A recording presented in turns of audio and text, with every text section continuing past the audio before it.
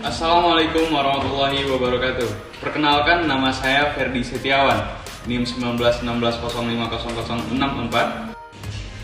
Perkenalkan, nama saya Selvi Eka Junita, NIM 1916050042. Perkenalkan, saya Minda Maryam, NIM 1916050047. Perkenalkan, nama saya Bazri Jauhari, NIM 111605052. Perkenalkan, nama saya Nasina Safira dengan NIM 1916050055. Perkenalkan, nama saya Getia Zara, NIM 1916050068. Perkenalkan, nama saya Devi Febri Santi, NIM 1916050071. Perkenalkan, nama saya Windy Ifrima Yelsa dengan NIM 1916050074. Perkenalkan, nama saya Alvina Zahara dengan NIM 1916050079. Perkenalkan, nama saya Arinda Prafteza, NIM 1916050059. Perkenalkan, saya Sari Oktavia, NIM 1916050063. Pembahasan pertama, konsep marketing. Marketing atau pemasaran menjadi salah satu hal yang sangat dibutuhkan oleh perusahaan dalam menjalankan usaha atau bisnisnya. Marketing seringkali dikaitkan bahkan disamakan dengan penjualan. Namun pada praktiknya, konsep yang diusung dalam marketing tidak serta-merta melakukan penjualan yang berdampak langsung pada keuntungan perusahaan. Konsep marketing adalah aktivitas perusahaan dalam memahami kebutuhan dan keinginan dari konsumen target dan kemampuan perusahaan untuk beradaptasi dalam memuaskan konsumen serta lebih efektif dan efisien dibanding pesaing. Yang kedua, fungsi account officer. Fungsi account officer pada sebuah bank adalah untuk mencapai tujuan bank sesuai dengan Undang-Undang Nomor 10 Tahun 1998 yang berisi tentang tujuan bank, yaitu untuk menunjang pelaksanaan pembangunan nasional dalam rangka meningkatkan pemerataan, pertumbuhan ekonomi serta stabilitas nasional ke arah peningkatan kesejahteraan rakyat. Sedangkan untuk mencapai tujuan bank tersebut tentunya bisa melalui beberapa cara. Salah satunya adalah melalui peran account officer yang berfokus pada penambahan nasabah suatu bank. Tugas akun officer yang pertama adalah mengenalkan produk perbankan kepada nasabah. Yang kedua adalah menawarkan produk perbankan kepada nasabah. Yang ketiga adalah menjelaskan bagaimana produk yang akan ditawarkan kepada nasabah. Yang keempat adalah bersifat persuasif atau mengajak nasabah. Dan yang kelima adalah menjaga hubungan yang baik dengan nasabah. Credit Marketing Officer. Fungsi dari Credit Marketing Officer adalah bagian dari divisi pemasaran dari perusahaan pembiayaan, finance, atau leasing yang mempunyai tugas untuk memasarkan produk pembiayaan, mencari nasabah, memproses aplikasi pembiayaan, melakukan survei kelayakan konsumen, dan membina hubungan baik dengan pihak showroom atau dengan pihak dealer. Tugas Credit Marketing Officer memiliki 5 tugas. Yang pertama yaitu menjalankan fungsi marketing. Yang kedua, melakukan atau menganalisis data pengajuan kredit konsumen. Yang ketiga adalah melakukan survei. Yang keempat adalah menjaga kelancaran kredit bulanan konsumen yang menjadi tanggungannya. Dan yang terakhir adalah menjaga hubungan baik dengan konsumen. Baiklah, selanjutnya saya akan membacakan tentang analisa kredit atau pembiayaan. Definisi: analisis kredit adalah seseorang yang bertugas untuk menganalisis data pinjaman dan pernyataan keuangan perorangan atau perusahaan untuk menentukan tingkat risiko mereka yang berkaitan dengan perpanjangan kredit atau peminjaman uang. Seorang analisis kredit juga menyiapkan laporan dengan informasi kredit untuk digunakan dalam pengambilan keputusan. Selanjutnya, tugas analisis kredit. Yang pertama, menganalisis data pinjaman dan pernyataan keuangan perorangan atau perusahaan untuk menentukan tingkat risiko mereka yang berkaitan dengan perpanjangan kredit atau peminjaman uang. Selanjutnya, membuat perbandingan keuangan menggunakan program komputer untuk mengevaluasi keadaan keuangan klien. Berkonsultasi dengan klien untuk memberikan solusi keluhan mereka dan memeriksa transaksi keuangan dan kredit mereka. Dan selanjutnya, menyiapkan laporan yang isinya termasuk tingkat risiko yang berkaitan dengan perpanjangan kredit atau peminjaman uang. Selanjutnya, Selanjutnya, tugas analisis kredit. Yang pertama, membandingkan catatan likuiditas, profitabilitas, dan kredit suatu organisasi yang sedang dievaluasi dengan organisasi serupa dalam industri dan lokasi geografis yang sama. Selanjutnya, pertimbangan yang dilakukan seorang analis kredit keamanan kredit, yaitu harus benar-benar diyakini bahwa kredit tersebut bisa dilunasi kembali. Selanjutnya, pertimbangan yang dilakukan seorang analis kredit keamanan kredit, yaitu harus benar-benar diyakini bahwa kredit tersebut bisa dilunasi kembali. Terarahnya tujuan penggunaan kredit adalah kredit akan digunakan untuk tujuan yang sejalan dengan kepentingan masyarakat, sekurang-kurangnya tidak bertentangan dengan peraturan yang berlaku, menguntungkan baik itu bagi berupa penghasilan bunga maupun bagi nasabah, yaitu berupa keuntungan dan makin berkembangnya usaha. Selanjutnya, fungsi analisis kredit. Sebagai dasar fungsi bank dalam menentukan tingkat suku bunga kredit dan jaminan yang disyaratkan untuk dipenuhi nasabah. Selanjutnya, sebagai bahan pertimbangan pimpinan atau direksi bank dalam proses pengambilan keputusan. Sebagai alat informasi yang diperlukan untuk mengevaluasi kredit, syarat kredit dan sarana untuk struktur jumlah kredit, jangka waktu kredit, sifat kredit, tujuan kredit, dan sebagainya. Sarana untuk pengendalian risiko yang akan dihadapi bank. Langkah menganalisis permohonan kredit. Step pertama, permohonan kredit yang diajukan oleh calon debitur. Step kedua, pengumpulan berkas. Step ketiga, pengamatan jaminan. Dan step keempat, tahap analisa kelayakan kredit. Terima kasih. Strategi promosi. Strategi pemasaran yang lainnya yakni dengan menggunakan promosi dalam bisnis perbankan yang dikenal sebutan promotion mix atau bauran promosi. Promosi yang dilakukan bisa dalam bentuk advertising atau periklanan, sales promotion atau promosi penjualan, personal selling atau penjualan perseorangan maupun publicity atau publisitas. Sementara itu, promosi juga digunakan sebagai sarana pemasaran dalam beberapa hal. Antara lain, yang pertama, promosi bank untuk pengenalan image. Yang kedua, promosi produk unggulan dari bank. Strategi lokasi. Dalam menjalankan strategi pemasaran pada produk barang industri ataupun manufaktur dapat dikenal dalam rangkaian atas saluran distribusi. Hal ini merupakan jalur pemasaran untuk banyak produk yang sudah dihasilkan oleh perbankan. Selain itu juga dengan memperkenalkan direct banking serta telepon banking, maka dengan begitu nasabah serta dapat bisa menggunakan pelayanan dari bank tanpa harus mendatangi kantor-kantor cabang dari bank yang sudah dipilih sebelumnya. Marketing produk funding. Produk merupakan rangkaian dari keseluruhan produk yang dihasilkan oleh perusahaan untuk ditawarkan kepada konsumen. Kunci utama sebuah produk yakni barang atau jasa tersebut harus dapat memenuhi kebutuhan dan keinginan seseorang, konsumen atau nasabahnya. B. Bridge atau harga. Harga merupakan unsur bauran pemasaran yang memberikan pemasukan dan pendapatan bagi perusahaan. Dari sudut pandang pemasaran, harga merupakan satuan moneter atau ukuran lainnya, termasuk barang dan jasa lainnya, yang ditukarkan agar memperoleh hak kepemilikan atas penggunaan suatu barang atau jasa.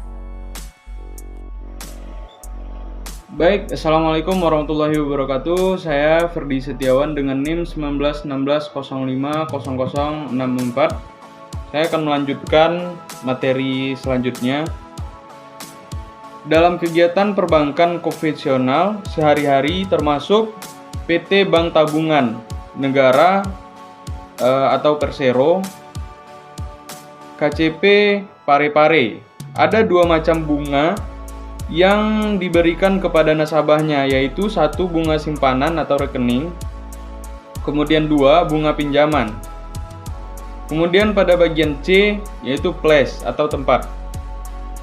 Penentuan tempat atau place yang mudah terjangkau dan terlihat akan memudahkan bagi nasabah maupun calon nasabah untuk mengetahui, mengamati, dan memahami dari suatu produk jasa yang ditawarkan. Penentuan tempat didasarkan atas jenis usaha atau produk yang diciptakan.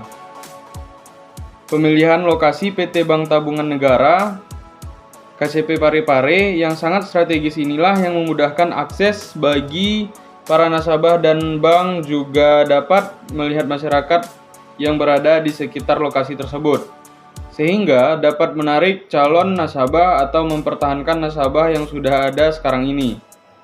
Karena apabila salah dalam memilih lokasi, maka akan menyebabkan meningkatnya biaya yang akan dikeluarkan, dan lokasi yang tidak strategis akan mengurangi minat nasabah untuk berhubungan dengan bank.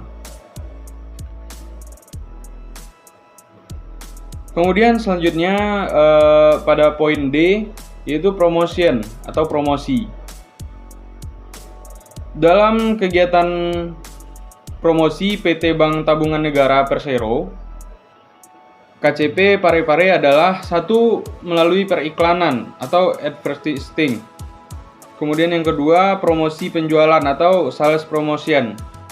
Promosi penjualan dilakukan untuk menarik minat nasabah untuk segera membeli produk jasa yang ditawarkan. Kemudian yang ketiga, publish atau publicity. Kemudian yang keempat, penjualan pribadi atau personal selling. Pada poin E, yaitu people atau orang. Untuk meningkatkan kemampuan pegawai, maka diberlakukan perlahan-lahan pengembangan karir yang cukup dan memberikan bonus bagi pegawai yang memiliki kinerja. Strategi produk. Strategi produk merupakan instrumen atau perangkat yang dapat dibeli ataupun dijual oleh pihak bank dan dapat ditawarkan kepada para calon nasabahnya. Produk dibeli bank maksudnya ialah melihat pelayanan dan banyaknya produk yang dimiliki oleh bank, membuat para nasabah tidak lepas dengan keberadaan bank. Bank mempunyai produk yang dibeli dengan jumlah yang cukup banyak, diantaranya seperti simpanan giro, deposito berjangka, sertifikat deposito, tabungan nasional, tabungan khusus, wesel, promes, dan surat tagih. Produk dijual oleh bank maksudnya ialah bank juga membeli beberapa produk untuk menjalankan strategi pemasaran kepada nasabahnya. Produk tersebut seperti kredit perdagangan untuk kelas besar, menengah hingga kecil, kredit jangka pendek, kredit jangka menengah, kredit jangka panjang, kredit untuk sektor industri perkapalan, pertanian, dan masih banyak lagi lainnya. Bank juga menjual produk kredit usaha kecil, kredit profesi, kredit sindikasi, LOC dalam dan luar negeri, serta perdagangan surat berharga ataupun efek. Bentuk pemasaran ini berguna untuk meningkatkan pendapatan dan keuntungan bagi bank. Strategi penetapan harga. Yang pertama yaitu menggunakan cost of loanable funds, yakni diperhitungkan dengan hitungan serendah mungkin. Yang kedua, menggunakan tingkat suku bunga SBI yang telah ditentukan tersendiri dari Bank Indonesia. Yang ketiga, tingkat harga yang digunakan berdasarkan harga patokan pesaing. Yang keempat, menggunakan profit margin atau spread yang layak.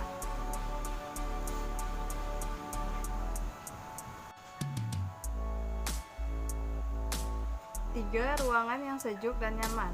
4. Tata letak kursi dan meja yang apik dan teratur. 5. Hiasan dalam ruangan yang membuat ruangan menjadi hidup. D. Strategi promosi. Promosi merupakan kegiatan marketing mix yang terakhir. Salah satu tujuan promosi bank adalah menginformasikan segala jenis produk yang ditawarkan dan berusaha menarik calon nasabah baru. E. People atau sumber daya manusia. Hal ini bisa diinterpretasikan sebagai sumber daya manusia dari perbankan syariah itu sendiri, baik secara langsung maupun tidak langsung, yang akan berhubungan dengan nasabah atau customer. Menempatkan sumber daya manusia yang sesuai dengan kapasitasnya memang memerlukan sebuah strategi manajemen sumber daya manusia yang cukup baik. Sebab, jika strategi yang diimplementasikan keliru, maka akan berakibat fatal terhadap tingkat kepuasan jangka panjang pelanggan. F. Proses dalam perbankan syariah, bagaimana proses atau mekanisme mulai dari melakukan penawaran produk hingga proses menangani keluhan pelanggan. Perbankan syariah yang efektif dan efisien perlu dikembangkan dan ditingkatkan. Physical evidence atau bukti fisik, cara dan bentuk pelayanan kepada nasabah perbankan syariah merupakan bukti nyata yang seharusnya bisa dirasakan atau dianggap sebagai bukti fisik bagi para nasabahnya, yang suatu hari nanti diharapkan akan memberikan sebuah testimoni positif kepada masyarakat umum guna mendukung percepatan perkembangan perbankan syariah menuju arah yang lebih baik lagi dari saat ini. Secara ringkas, kredit merupakan fasilitas keuangan yang memungkinkan seseorang atau badan usaha meminjam uang untuk membeli produk dan membayarnya kembali dalam jangka waktu yang ditentukan dengan dikenakan bunga. Berdasarkan Undang-Undang Perbankan, kredit adalah penyediaan uang atau tagihan yang dapat disamakan dengan itu berdasarkan persetujuan atau kesepakatan pinjam-meminjam antara bank dan pihak lain yang mewajibkan pihak meminjam untuk melunasi hutangnya setelah jangka waktu tertentu dengan pemberian bunga. Kredit disediakan oleh bank umum, konvensional, BPR, dan pegadaian. Pembiayaan merupakan dukungan pendanaan untuk kebutuhan atau pengadaan barang atau aset atau jasa tertentu yang mekanisme umumnya melibatkan tiga pihak, yaitu pihak pemberi pendanaan, pihak penyedia barang atau aset atau jasa tertentu, dan pihak yang memanfaatkan barang atau aset atau jasa tertentu. Produk pembiayaan disediakan oleh Bank Umum Syariah atau Unit Usaha Syariah atau BPRS dan perusahaan pembiayaan. Namun terdapat pula mekanisme yang hanya melibatkan dua pihak seperti pembiayaan emas di bank atau BPR Syariah dan pembiayaan dengan cara jual dan sewa balik. Menurut Undang-Undang Perbankan Nomor 10 Tahun 1998, pembiayaan adalah penyediaan uang atau tagihan yang dapat dipersamakan dengan itu, berdasarkan persetujuan atau kesepakatan antara bank dan pihak lain yang dibiayai untuk mengembalikan uang atau tagihan tersebut setelah jangka waktu tertentu dengan imbalan atau bagi hasil. Di dalam perbankan syariah, pembiayaan yang diberikan kepada pihak pengguna dana berdasarkan pada prinsip syariah. Aturan yang digunakan itu sesuai dengan hukum Islam. Istilah pembiayaan pada intinya berarti I believe, I trust. Saya percaya, saya menaruh kepercayaan. Perkataan pembiayaan yang trust berarti lembaga pembiayaan selaku sahibul amal menaruh kepercayaan kepada seseorang untuk melaksanakan amanah yang diberikan. Dana tersebut harus digunakan dengan benar, adil, dan harus disertai dengan ikatan dan syarat-syarat yang jelas dan saling menguntungkan bagi kedua belah pihak. Tujuan kredit pembiayaan terbagi atas dua, yaitu secara makro dan juga mikro. Secara makro yaitu peningkatan ekonomi umat, di mana artinya masyarakat yang tidak dapat akses secara ekonomi, dengan adanya pembiayaan mereka dapat melakukan akses ekonomi. Yang kedua yaitu meningkatkan produktivitas, di mana adanya pembiayaan memberikan peluang bagi masyarakat agar mampu meningkatkan daya produksinya. Yang ketiga, terjadinya distribusi pendapatan. Artinya, masyarakat usaha produktif mampu melakukan aktivitas kerja, berarti mereka akan memperoleh pendapatan dari hasil usahanya. Yang keempat, yaitu membuka lapangan kerja baru. Artinya, dengan dibukanya sektor-sektor usaha melalui penambahan dana pembiayaan, maka sektor usaha tersebut akan menyerap tenaga kerja. Selanjutnya, yang kelima, yaitu tersedianya dana bagi peningkatan usaha, di mana artinya untuk mengembangkan usaha kita harus membutuhkan dana tambahan, di mana dana tambahan ini dapat diperoleh melalui aktivitas pembiayaan. Pihak yang surplus dana menyalurkan kepada pihak yang kekurangan dana sehingga dapat digulirkan. Selanjutnya secara mikro terbagi atas 5 juga. Yang pertama yaitu upaya memaksimalkan laba, yang kedua upaya memaksimalkan risiko, yang ketiga pendaya gunaan sumber ekonomi, yang keempat penyaluran kelebihan dana, yang kelima menghindari terjadinya dana menganggur. Jenis-jenis produk pembiayaan terbagi atas pembiayaan sindikasi, di mana pembiayaan yang diberikan kepada lebih dari satu lembaga keuangan bank untuk satu objek pembiayaan tertentu. Pembiayaan ini biasanya diperlukan kepada nasabah koperasi karena nilai transaksinya yang sangat besar. Selanjutnya pembiayaan modal kerja syariah, di mana pembiayaan yang diberikan ke perusahaan untuk membiayai kebutuhan modal kerja usahanya berdasarkan prinsip-prinsip syariah dalam satu siklus yang sama. Pembiayaan konsumtif syariah, di mana pembiayaan yang diberikan untuk tujuan di luar usaha dan pada umumnya bersifat perorangan. Pembiayaan letter of credit, di mana pembiayaannya yang diberikan dalam rangka memfasilitasi transaksi impor dan ekspor nasabah. Selanjutnya itu pembiayaan take over, pembiayaan yang timbul akibat take over terhadap transaksi non syariah yang telah berjalan yang dilakukan oleh bank syariah atas permintaannya. Selanjutnya, pembiayaan investasi syariah, di mana penanaman dana dengan maksud untuk memperoleh manfaat atau keuntungan di kemudian hari, atau dapat disebut pembiayaan jangka menengah atau jangka panjang untuk pembelian barang modal yang diperlukan dalam suatu usaha. Baiklah, saya Alvina Zahara dengan NIM 1916050009 akan melanjutkan tentang fungsi kredit atau pembiayaan. Yang pertama ada meningkatkan dana, yang kedua tingkatkan peredaran uang, yang ketiga ada stabilitas, yang keempat ada sebagai jembatan untuk meningkatkan pendapatan nasional, yang kelima sebagai alat hubungan internasional. Selanjutnya yaitu ada prinsip pemberian kredit atau pembiayaan. Yang pertama dalam pemberian kredit ini penilaian prinsip 5C sangat penting dan berpengaruh terhadap non-performing loan guna menilai tingkat kesehatan bank, karena penilaian prinsip 5C merupakan suatu prosedur yang wajib dilakukan oleh pejabat bank dalam hal analisis kredit. Sebelum memutuskan keputusan kredit dan untuk menghindari terjadinya non-performing loan atau biasanya bisa disebut kredit bermasalah adalah suatu kredit di mana debiturnya tidak memenuhi persyaratan yang telah diperjanjikan sebelumnya. Selanjutnya yaitu di dalam prinsip pemberian kredit ini terdapat prinsip 5C, di mana pengertiannya yaitu prinsip 5C merupakan sistem yang digunakan bank atau pemberi pinjaman lainnya untuk mengukur kelayakan kredit dari seseorang calon debitur peminjam. Bank Indonesia BI menambahkan faktor C ke-6 yaitu constraint atau batasan atau hambatan yang menyebabkan suatu bisnis tidak dapat dilaksanakan karena kondisi tertentu. 5C ini adalah karakter, capacity, capital, condition, dan collateral. Yang pertama ada karakter, yaitu prinsip dasar pemberian kredit. Karakter calon debitur harus menjadi pertimbangan pertama dalam pemberian kredit.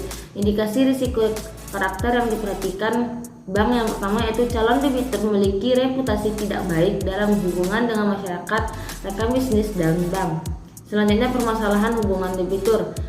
Selanjutnya debitur berganti-ganti supplier dan tidak mendapat fasilitas hutang dagang. Hal ini merupakan indikasi bahwa debitur ini dapat dipercaya karena sering diingkar janji. Selanjutnya ada cara bank menganalisis indikasi risiko aspek karakter. Yang pertama yaitu reputasi, info lingkungan tempat tinggal dan tempat usaha, yaitu hubungan bisnis, trade checking. Yang ketiga hubungan dengan bank checking. Yang kedua yaitu kapasitas.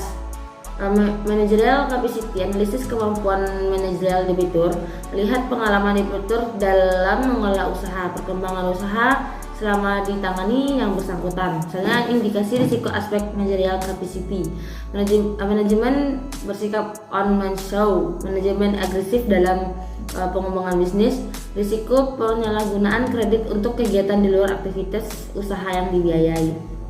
Selanjutnya mitigasi risiko managerial capacity, mitigasi keuangan perusahaan dalam kemungkinan pemindahan aset perusahaan, monitoring keuangan usaha yang lebih intens, persyaratan pendanaan modal usaha untuk aktivitas di luar kegiatan usaha harus atas persetujuan bank.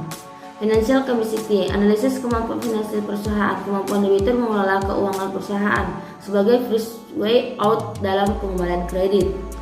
Indikasi risiko aspek financial capacity. Yang pertama yaitu manajemen memiliki kemampuan mengelola keuangan yang buruk. Yang kedua, kinerja keuangan perusahaan tidak baik tetapi memiliki prospek berkembang. Yang ketiga, risiko untuk bank keuangan usaha suatu waktu dapat memburuk. Mitigasi risiko financial capacity, persyaratan menyerahkan laporan keuangan secara rutin dan intens, monitoring kegiatan usaha dan transaksi usaha melalui rekening koran bank. Technical capacity, analisis proses produksi, identifikasi risiko pada proses produksi secara lengkap, mitigasi risiko yang mungkin ada, pertimbangan dalam governance. Indikasi risiko aspek technical capacity, indikasi risiko aspek Technical capacity secara teknis perusahaan menghadapi kendala ketidakpastian supply bahan baku. Resikonya berkelangsungan usaha terganggu. Mitigasi risiko technical capacity yaitu kontrak jangka panjang pembelian bahan baku. 3. Kapital onser atau dana sendiri. Yang pertama, tingkat risiko yang siap ditanggung oleh pemilik. Yang kedua, keseriusan menjalankan usaha dan pembayaran kredit yang dilihat. Yang ketiga, DER atau Debt to Equity Ratio. Yang keempat, pemenuhan onser dalam pembiayaan kredit modal kerja atau KMK atau kredit investasi atau KI. Indikasi risiko aspek kapital. Yang pertama, modal usaha tidak mencukupi batas toleransi yang ditetapkan bank. Yang kedua, debitur tidak memiliki kemampuan memperkuat permodalan sesuai batas toleransi bank. Yang ketiga, risiko untuk bank. Modal rendah dapat menyebabkan moral hazard. Mitigasi risiko aspek kapital. Yang pertama, memastikan keuntungan digunakan untuk memperkuat modal usaha. Yang kedua, persyaratan penarikan dividen atau pref harus atas seizin bank. 4. Condition analisis. Yang pertama, kondisi industri atau mikro. Yang kedua, kondisi ekonomi atau makro. Dan tujuannya, yang pertama, bersama informasi financial capacity digunakan untuk memprediksi prospek usaha di masa yang akan mendatang. Yang kedua, prediksi risiko kemungkinan gagal bayar. Indikasi risiko aspek condition. Yang pertama, terdapat ketidakpastian ekonomi secara makro, baik karena suku bunga ataupun nilai tukar. Yang kedua, persaingan industri sejenis sangat ketat. Yang ketiga, risiko untuk bank, prospek usaha terganggu. 5. Kolateral analisis. Yang pertama, status kepemilikan. Yang kedua, kecukupan nilai agunan. Yang ketiga, bentuk pengikatan. Tujuan, yang pertama, sebagai second way out jika debitur puas prestasi. Yang kedua, secara psikologis mengikat keseriusan debitur menjalankan usaha dan membayar kewajiban kredit. Indikasi risiko aspek kolateral. Yang pertama, nilai agunan tidak mengcover dan menurun karena kerusakan. Yang kedua, agunan bukan milik calon debitur dan pengikatan agunan bukan peringkat ke-1. Yang ketiga, risiko moral hazard. Mitigasi risiko aspek kolateral. Yang pertama, kontrol cash flow lebih ketat. Yang kedua, asuransi. 6. Constraints. Batasan dan hambatan yang menyebabkan suatu bisnis tidak dapat dilaksanakan karena kondisi tertentu, yaitu tempat, iklim, masyarakat, dan lain-lain. Contohnya, yang pertama, pompa bensin di sekitar usaha bengkelas. Yang kedua, usaha peternakan di lingkungan pemukiman, dan lain-lain. Analisa kredit atau pembiayaan. Analisis kredit adalah seseorang yang bertugas untuk menganalisis data pinjaman dan pernyataan keuangan perseorangan atau perusahaan untuk menentukan tingkat risiko mereka yang berkaitan dengan perpanjangan kredit atau peminjaman uang. Seorang analisis kredit juga menyiapkan laporan dengan informasi kredit untuk digunakan dalam pengambilan keputusan. Tugas analisis kredit yang pertama, menganalisis data pinjaman dan pernyataan keuangan perseorangan atau perusahaan untuk menentukan tingkat risiko mereka yang berkaitan dengan perpanjangan kredit atau peminjaman uang.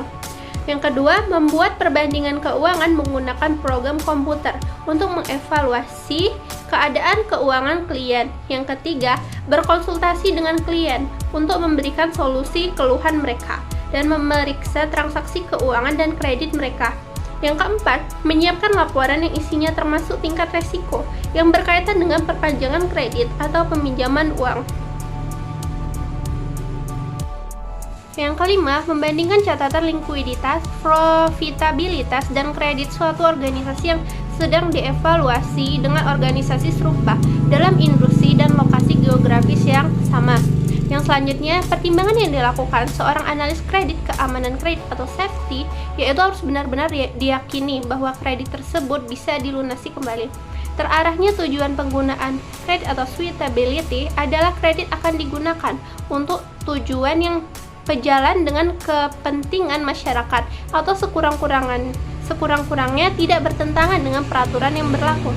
Menguntungkan profitability baik itu bagi bank berupa penghasilan bunga maupun bagi nasabah, yaitu berupa keuntungan dan makin berkembangnya usaha. Fungsi analisis kredit yang pertama sebagai dasar bagi bank dalam menentukan tingkat suku bunga kredit dan jaminan yang diisyaratkan untuk dipenuhi nasabah. Yang kedua, sebagai alat informasi yang diperlukan untuk evaluasi kredit. Yang ketiga, syarat kredit dan sarana struktur, jumlah kredit, jangka waktu kredit, sifat kredit, tujuan kredit, dan sebagainya. Yang keempat, sarana untuk pengendalian resiko yang akan dihadapi bank. Yang terakhir, sebagai bahan pertimbangan pimpinan atau direksi bank dalam proses pengambilan keputusan. Langkah menganalisis permohonan kredit. Langkah pertama, permohonan kredit yang diajukan oleh calon debitur. Yang kedua, pengumpulan berkas. Yang ketiga, pengamatan jaminan. Yang keempat, tahap analisa kelayakan kredit.